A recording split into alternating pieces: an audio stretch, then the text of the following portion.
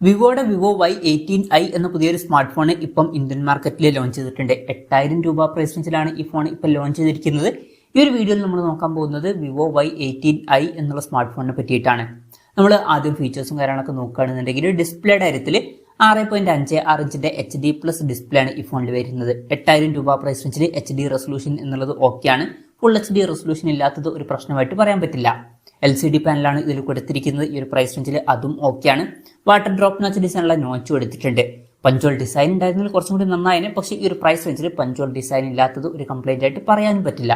90 ഹെർട്സിന്റെ refresh rate ഇതിൽ support ചെയ്യുന്നുണ്ട്. ഈ ഒരു പ്രൈസ് റേഞ്ചിൽ കൂടിയ റിഫ്രഷ് റേറ്റ് വരുന്നു എന്നുള്ളത് നല്ലൊരു കാര്യം തന്നെയാണ്. പിന്നെ പീക്ക് ബ്രൈറ്റ്നസ് വരുന്നത് 528 നിറ്റ്സ് ആണ്. ഇപ്പോൾ ഡിസ്പ്ലേ ഫീച്ചേഴ്സ് മൊത്തത്തിൽ നോക്കുകയാണെന്നുണ്ടെങ്കിൽ അത്യാവശ്യം തിരക്കുകളില്ലാത്ത ഡിസ്പ്ലേ ഫീച്ചേഴ്സും കാര്യങ്ങളൊക്കെ ഈ ഫോണിൽ വരുന്നുണ്ട് എന്ന് പറയാവുന്നതാണ്. അപ്പം ഈ ഒരു പ്രൈസ് റേഞ്ചിന് പറ്റിയിട്ടുള്ള ഡിസ്പ്ലേ ഫീച്ചേഴ്സ് ഒക്കെ ഇതിൽ കൊടുത്തിട്ടുണ്ട്. പിന്നെ ഇതിൽ ഫിംഗർ പ്രിന്റ് സെൻസർ വരുന്നില്ല.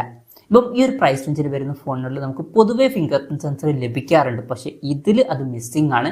അപ്പം അത് കുറച്ച് ഡിസപ്പോയിന്റിംഗ് ആയി എന്ന് തന്നെ പറയേണ്ടി വരും. പിന്നെ ഫോണിന്റെ വെയിറ്റ് വരുന്നത് 185 ഗ്രാമാണ്. തിക്നെസ് വരുന്നത് 8.39 mm ആണ്.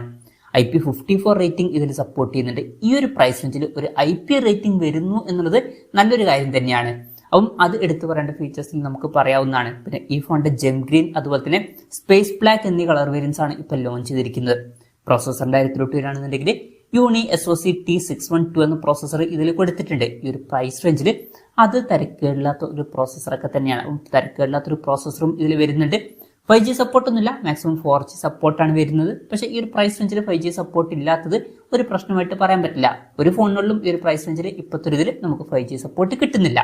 പിന്നെ ഈ ഒരു ഫോണിൽ 4GB റാമും 64GB ഇന്റേണലുമാണ് വരുന്നത്. ഈ ഒരു പ്രൈസ് റേഞ്ചിൽ അതൊക്കെയാണ്. മെമ്മറി എക്സ്പാൻഡ് ചെയ്യണമെന്നുണ്ടെങ്കിൽ മെമ്മറി കാർഡ് സ്ലോട്ടും കാര്യങ്ങളൊക്കെ ഇതിൽ കൊടുത്തിട്ടുണ്ട്. വെർച്വൽ റാം എന്നൊരു ഫീച്ചർ വരുന്നുണ്ട്. അതായത് എക്സ്ട്രാ റാം വേണ്ട സമയത്ത് ഇന്റേണൽ മെമ്മറിയിൽ നിന്ന് കുറച്ച് മെമ്മറി എടുത്തിട്ട് അത് റാം ആയിട്ട് യൂസ് ചെയ്യുന്നതായിരിക്കും. അങ്ങനെ 4GB റാം വരെ എക്സ്ട്രാ നമുക്ക് ലഭിക്കുന്നതായിരിക്കും.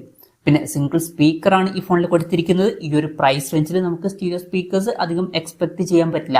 അപ്പോൾ സിംഗിൾ സ്പീക്കർ എന്നുള്ളത് ഈ ഒരു പ്രൈസ് റേഞ്ചിൽ ഓക്കെയാണ്. 3.5mm ഓഡിയോ ജാക്ക് ഈ ഫോണിൽ കൊടുത്തിട്ടുണ്ട്. പിന്നെ Android 14 ബേസ് ആയിട്ടുള്ള ഫോൺ ടച്ച് OS സോഫ്റ്റ്വെയർ ആണ് ഈ ഫോണിൽ വരുന്നത്. ക്യാമറയുടെ കാര്യത്തിലോട്ട് വരികയാണെന്നുണ്ടെങ്കിൽ ഫോണിന്റെ പിന്നിൽ ഡ്യുവൽ ക്യാമറ സെറ്റപ്പ് കൊടുത്തിട്ടുണ്ട്. 13 മെഗാ പിക്സലിന്റെ f2.2 അപ്പേഴ്സിൽ വരുന്ന മെയിൻ ക്യാമറ സെൻസറാണ് ഈ ഫോണിൽ വരുന്നത്. പിന്നെ രണ്ടാമത് ഒരു AI ലെൻസും കൊടുത്തിട്ടുണ്ട്. ഫ്രണ്ടിൽ 5 മെഗാ പിക്സൽ സെൽഫി ക്യാമറയാണ് കൊടുത്തിരിക്കുന്നത്.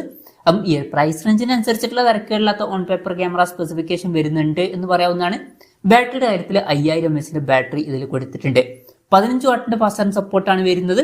ഈ ഒരു പ്രൈസ് റേഞ്ചിൽ 15 വാട്ടിന്റെ എങ്കിലും ഫാസ്റ്റ് ചാർജിംഗ് സപ്പോർട്ട് വരുന്നു എന്നുള്ളത് നല്ലൊരു കാര്യം തന്നെയാണ്. പിന്നെ Type-C ചാർജിംഗ് പോർട്ടും ഇതിൽ കൊടുത്തിട്ടുണ്ട്. അപ്പം അത്യാവശ്യം തിരക്കുള്ള നല്ലൊരു ബാറ്ററി സെറ്റപ്പും ഇതിൽ വരുന്നുണ്ട് എന്ന് തന്നെ പറയാവുന്നതാണ്. അപ്പം ഇതൊക്കെയാണ് ഫീച്ചേഴ്സിനെ പറ്റി പറയാനുള്ള കാര്യങ്ങൾ. പിന്നെ വിലയുടെ കാര്യം പറയുകയാണെന്നുണ്ടെങ്കിൽ 4GB റാം 64GB ഇന്റേണൽ വെർഷന്റെ വില വരുന്നത് 7999 രൂപയാണ്.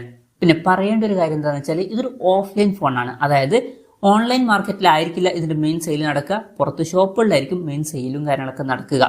പൊതുവെ ഓഫ്ലൈൻ ഫോൺ എന്ന് പറയുമ്പോൾ വില അത്യാവശ്യം കൂടാറുണ്ട്. ആ ഒരു പ്രൈസിംഗിൽ ബെസ്റ്റ് ആയിട്ടുള്ള ഫീച്ചേഴ്സ് ഒന്നും ഇതിൽ കിട്ടാറില്ല.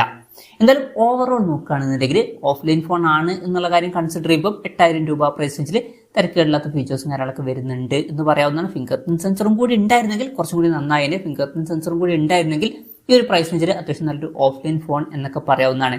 ഓൺലൈൻ മാർക്കറ്റിംഗ് കൂടി കൺസിഡർ ചെയ്യുകയാണെന്നുണ്ടെങ്കിൽ ഈ ഒരു പ്രൈസ് റേഞ്ചിൽ ഇതിനേക്കാൾ മികച്ച ഫീച്ചേഴ്സുമായിട്ട് വരുന്ന ചില ഫോണുകളൊക്കെ വരുന്നുണ്ട്. ഇതിനേക്കാൾ ബെറ്റർ ആയിട്ടുള്ള പ്രോസസ്സറോ അല്ലെങ്കിൽ ഇതിനേക്കാൾ ബെറ്റർ ആയിട്ടുള്ള ഡിസ്പ്ലേ ഫീച്ചേഴ്സോ ഒക്കെ തന്നെ നമുക്ക് പല ഫോണുകളിലും ലഭിക്കുന്നുണ്ട്. അപ്പം ഈ ഒരു പ്രൈസ് റേഞ്ചിൽ അത്ര മികച്ചൊരു ഫോൺ എന്നൊന്നും പറയാൻ പറ്റില്ല. എന്നാലും ഓഫ്ലൈൻ മാർക്കറ്റ് മാത്രം കൺസിഡർ ചെയ്യുമ്പോൾ തിരക്കേടില്ലാത്തൊരു ഫോൺ എന്ന് പറയാവുന്നതാണ്. ഫിംഗർ പ്രിന്റ് സെൻസറും കൂടി ഉണ്ടായിരുന്നെങ്കിൽ കുറച്ചും കൂടി നന്നായേനെ. എന്തായാലും വിവോയുടെ വിവോ Y18i എന്ന സ്മാർട്ട് ഫോണിനെ പറ്റിയിട്ടുള്ള നിങ്ങളുടെ അഭിപ്രായം ജസ്റ്റ് ഒന്ന് കമന്റ് ചെയ്യുക.